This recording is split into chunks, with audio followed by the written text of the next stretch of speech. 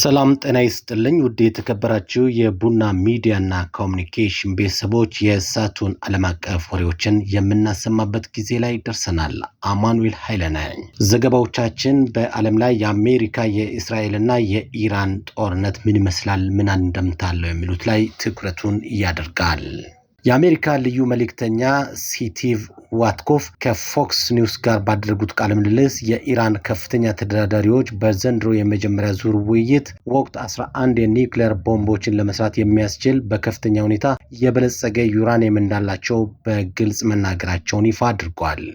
እንደ ዊትኮፍ ገለጻ ተደራዳሪዎቹ በ60 በመቶ የበለጸገ 460 ግራም ዩራኒየም በእጃቸው እንደሚገኝና ይህም ለ11 ቦምቦች እንደሚበቃ ያለምንም ይሉኝታ ተናግረዋል። ኢራናውያኑ የኒውክሌር ነዳጅን የማበልጸግ የማይገሰስ መብት እንዳላቸው ቢገልጹም አሜሪካ ግን ይህንን ጥረት የማስቆም የማይገሰስ መብት እንዳላት ምላሽ መስጠቷን ልዩ መልእክተኛው ተናግረዋል።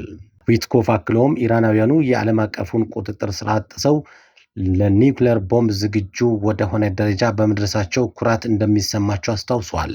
ምንም እንኳ አሜሪካ ባለፈው ዓመት በወሰደችው የአየር ጥቃት የኢራንን የኒውክሌር ተቋማት ማውደሟን ብታረጋግጥም በእጅ ያለውን ዩራኒየም ክምችት በአንድ ሳምንት ወይም በ10 ቀናት ውስጥ ወደ ጦር መሳሪያ መቀየር እንደሚቻል ዊትኮፍ ስጋታቸውን ገልጸዋል።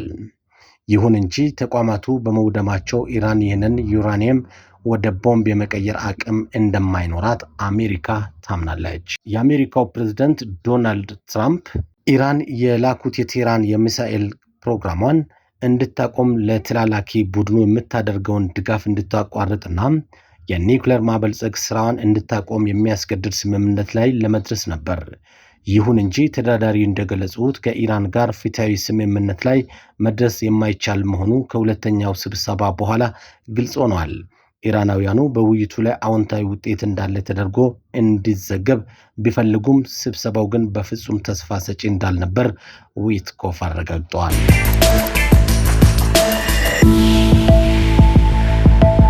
የአሜሪካው ፕሬዝዳንት ዶናልድ ትራምፕ በትሩዝ ሶሻል ገጻቸው ባስተላለፉት መግለጫ ሀገራቸው ከፍተኛና መካከለኛ ደረጃ ላይ ያላቸው ጥይቶችና የጦር መሳሪያዎች በከፍተኛ ሁኔታ እንዳላት ገልጸዋል። ፕሬዝዳንቱ አክለውም አሜሪካ አሁን ባላት ክምችት ብቻ ማንኛውንም ጦርነት ለዘላለም መዋጋት እንደምትችልና የጦር መሳሪያ አቅርቦቷም ገደብ የሌለው መሆኑን ጠቁመዋል። አሜሪካ ተዘጋጅታለች፣ በትልቅ ድልም ለማሸነፍ ዝግጁ ናት ሲሉም በዋሽንግተን ዲሲ እኩለ ሌሊት አካባቢ ባስተላለፉት መልእክት በድፍረት ተናግረዋል። ትራምፕ በዚህ መግለጫቸው የቀድሞው ፕሬዝዳንት ጆ ባይደንን ወቅሰዋል። ባይደን እጅግ ዘመናዊ ውድ የሆኑ የአሜሪካ ጦር መሳሪያዎች ለዩክሬን አሳልፈው ሰጥተዋል ሲሉ ወንጅለዋል። በተለይም ባይደን የስልጣን ዘመናቸው ሊያበቃ ሲል ዩክሬን እስከ 300 ኪሎ ሜትር ርቀት ድረስ የመምታት አቅም ያላቸውን ኃይለኛ ሚሳኤሎችን እንድትጠቀም መፍቀዳቸውን እንደ ስህተትም አንስተዋል። በሳውዲ አረቢያ ዋና ከተማ ሪያድ የሚገኘው የአሜሪካ ኤምባሲ በሁለት ድሮኖች ጥቃት እንደደረሰበት የሳውዲ አረቢያ መከላከያ ሚኒስቴር አስታውቋል። እንደ ሚኒስቴሩ መግለጫ ከሆነ ጥቃቱን ተከትሎ በኤምባሲው ግቢ ውስጥ የእሳት አደጋ የተከሰተ ሲሆን በህንፃው ላይም ቀላል ጉዳት ደርሷል። ጥቃቱ በተፈጸመበት ወቅት ኤምባሲው ባዶ እንደነበረና እስካሁን በሰው ላይ የደረሰ ጉዳት አለመኖሩን የተለያዩ ዓለም አቀፍ የዜና ምንጮች ዘግበዋል። የሳውዲ አየር መከላከያ ኃይል ወደ አካባቢው ተተኩሰው የነበሩ ሌሎች 4 ድሮኖችን ማክሸፍ መቻሉን አስታውቋል።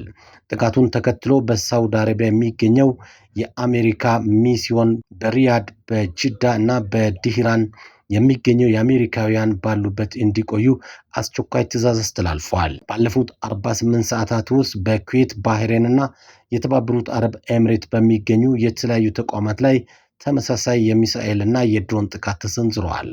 የአሜሪካ የውጭ ጉዳይ መስሪያ ቤትም በእነዚህ አካባቢዎች የሚገኙ ዜጎች በአስቸኳይ ቀጠናውን ለቆ እንዲወጡ አሳስቧል ሲል አልጀዚራ ዘግበዋል።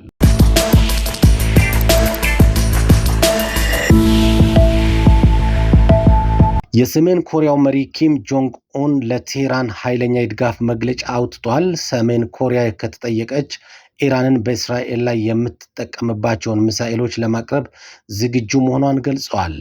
በዓለም አቀፍ ማህበረሰብ ዘንድ ድንጋጤ በፈጠረው መግለጫም ኪም ጆንግ ኡን እስራኤልን አንድ ሚሳኤል ለማጥፋት በቂ ነው ሲሉ የአገዛዙን የኒውክሌርና የባሊስቲክ ጦር መሳሪያ አስከፊ አቅም አጉልቶ ገልጸዋል።